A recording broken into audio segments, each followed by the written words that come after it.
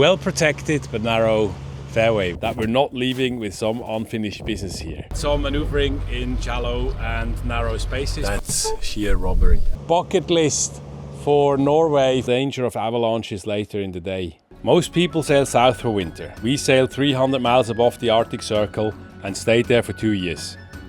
We are Catherine and Daniel, living aboard Polaris, our 46-foot Bavaria sailing yacht. For 5 years, we've explored the wild northern edges of Europe, from Scotland and the Faroe Islands to the North Cape and Svalbard. Sailing, hiking, and living off-grid in some of the world's most remote places. Welcome aboard.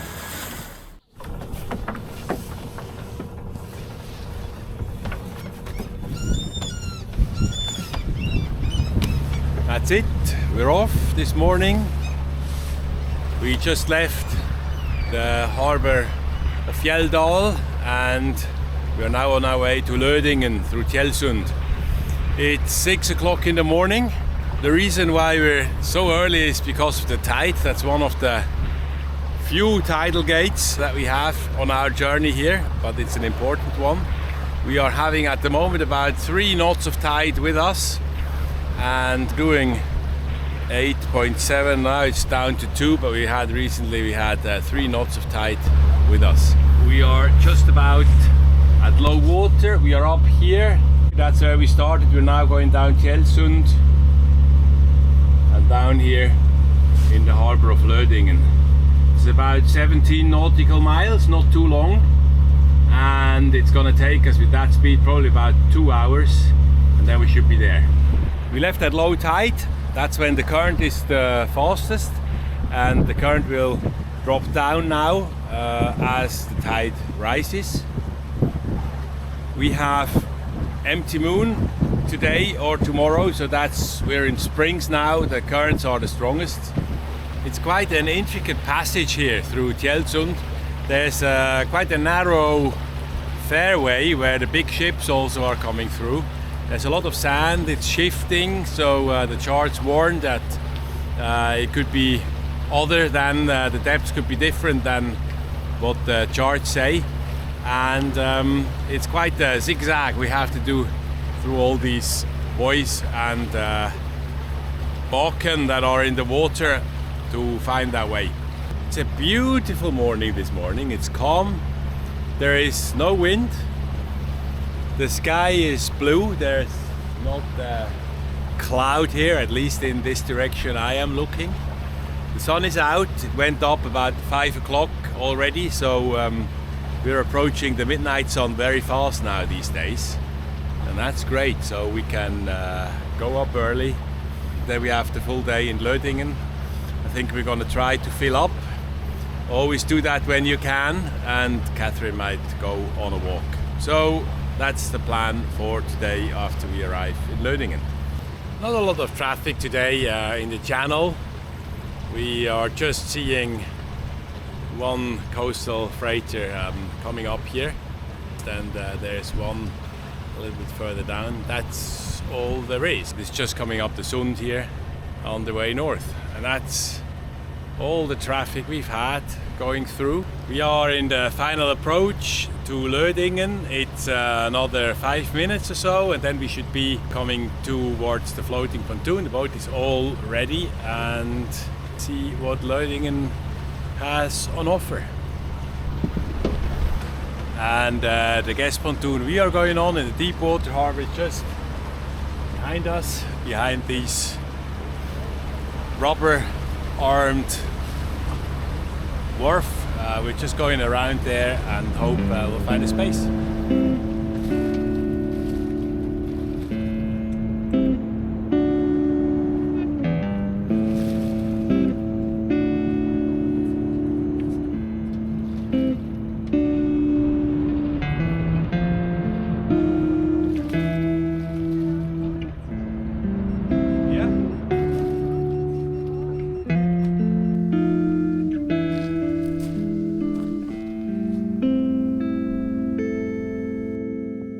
Today, Catherine goes hiking on her own.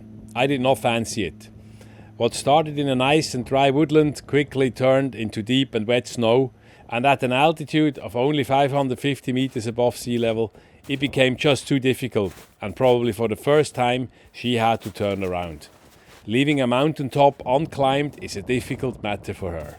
I really do hope that we're not leaving with some unfinished business here.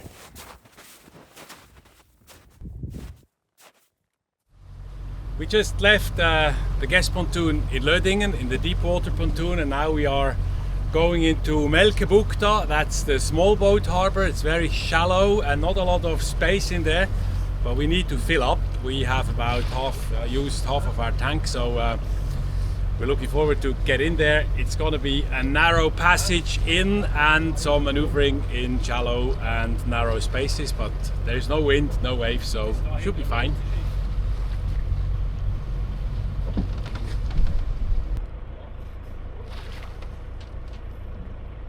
Sometimes it is not clear what to expect from the charts. The harbour at Melekbukta looks terribly shallow and narrow, and certainly there is no space to berth a 46-foot sailing yacht in there. But docking at the fuel pontoon just behind the pilot boat actually turned out much easier than expected.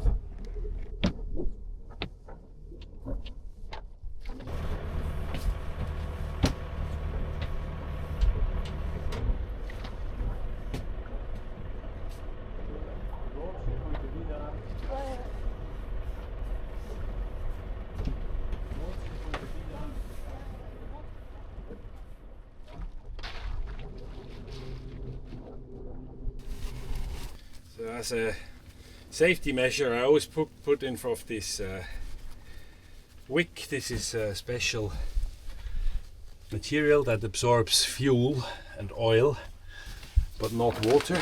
So I just put that in here, just in case we spill over. You never know how much pressure there is in, and if there's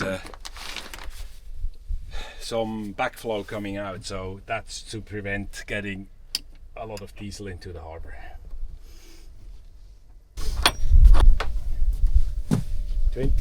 24 kroners per litre. That's sheer robbery, and that's the tax-free one.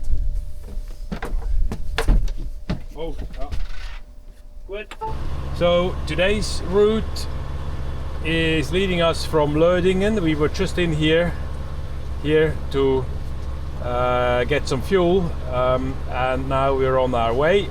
We left Lødingen. We're going along our track here, and the destination of today is this anchorage here called Hegstadosen, and it's 18.5 nautical miles. We just follow around here outside of these Skerries here, across and then through this channel over here. That's the route, nothing particular. We have very light winds, nothing to sail, very light winds from the east. It's gonna take us about 3 hours, I would say. So shortly after lunchtime we will be in this anchorage, and we hope it's gonna be a nice one.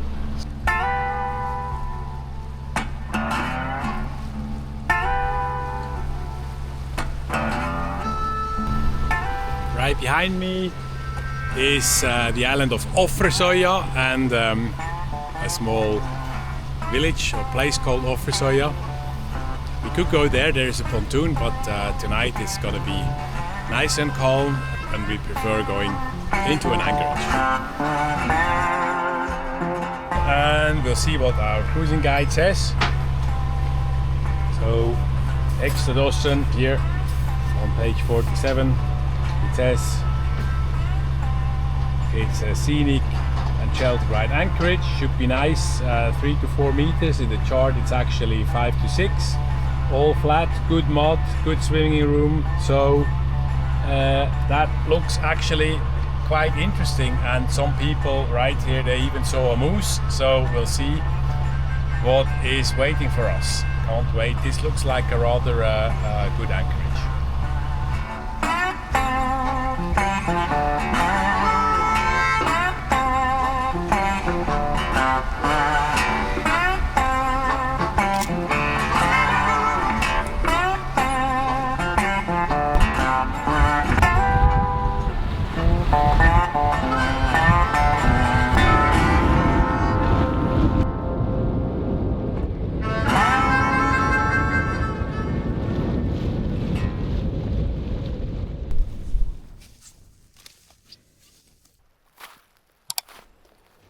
We rowed the dinghy ashore and went on a short walk across the rocks and the woodland. We didn't quite see a moose, but this hare, still in its winter fur, made up to it. And what beats the view of Polaris anchored in such a magnificent place with a backdrop stunning like here?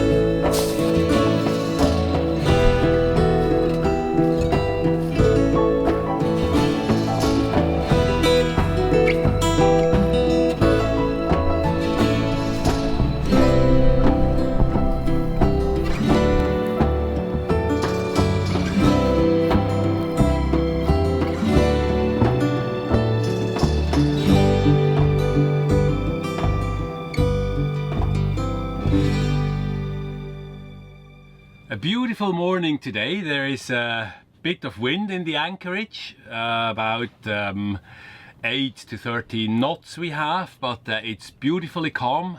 It's a wonderful wild anchorage, a lot of birds around, no waves in here, it's very well protected, and we had a very calm and good night. Today's route will lead us from our anchorage here to Trollfjord. We see here the Lofoten, and if I zoom in, that's the overall route. It's going to be rather scenic. We are going to follow a route through these narrow fairways here in between these Skerries. That's going to be something to look out for, but there's going to be a lot of small island and rocks around. Then we go up here into Raftsund, and then here into Trollfjord. About 10:30 we can start getting into here. It's now 8 o'clock. This distance here is roughly about 15-16 nautical miles, so a bit more than 2.5 hours. I think we should just be there when the tide turns.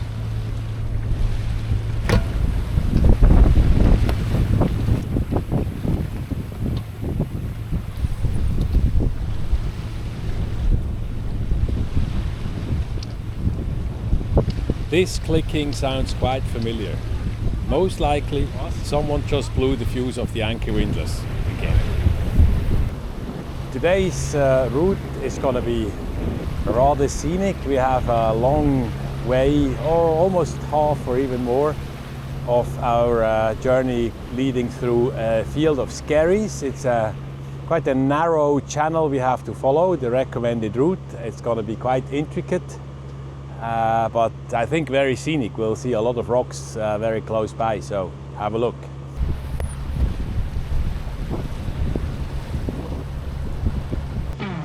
It's just a narrow, nice, well protected but narrow fairway we go through. Well, I've been down so long that my mind can't get no rest. I've been down so long that my mind can't get no rest. No, no, this ain't easy, darling, 'cause the devil's on my trail. I've been running so long. Oh, I'm gonna tell you one more time, baby, when the devil's out to get you,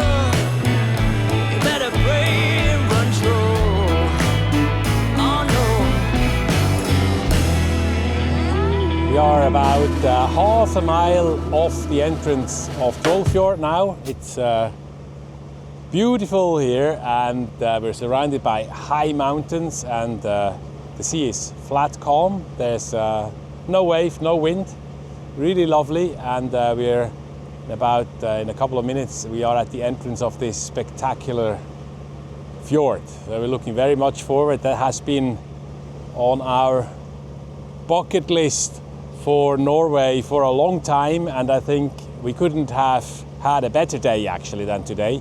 No wind, sunshine, clear blue sky, and probably not a lot of people because the season has not really started up here.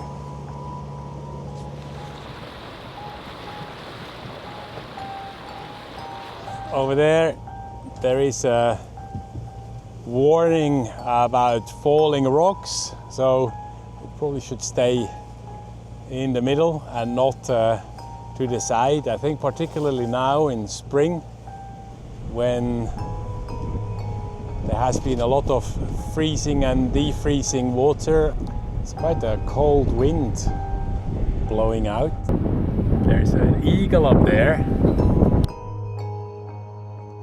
For a fjord, Trollfjord is small in length, but vast and mythical in feeling. It reaches only about 2.5 kilometers into the mountains. At the entrance, it narrows to around 100 meters before opening inside between steep walls of rock.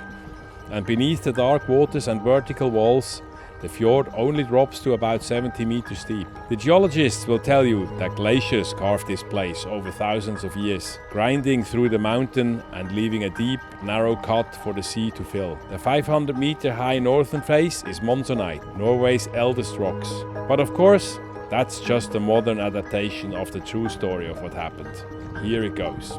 Once, Trollfjord was not a fjord at all, but a lake called Trollfjord. Around its shores, the grass was rich and the land was prized. Two trolls, Vagakollen and Hinøygupen, both claimed the right to let their cattle graze here. At first, it was only muttering across the mountains. Then came accusations, then shouting. Each troll said the land was his and neither would step aside. Their voices rolled between the peaks like thunder. Stones loosened from the cliffs. The cattle scattered. The lake lay still below them, dark and silent, while the quarrel grew too large for words. At last, Hinøygupen's anger overcame him. He raised his axe high above the mountains and brought it down with terrible force. The blade cut so deep that the sea rushed in, and from that wound in the rock, Trollfjord became Trollfjord. So when the cliffs close around the water, there are two stories in the stone, one of ice and time, and one of trolls and anger. Of course, the 2 to 3 hours hike to Trollfjordhytta, 400 meters above sea level, is another box to be ticked on Catherine's list. And similar to Lødingen, the forces of nature are stronger than her mind. We both had underestimated the sheer masses of snow that are still around and the considerable danger of avalanches later in the day. Wisely, she called it off after a quick glance. Join us next time when the trolls wake up and we get an exciting sail to Skrova.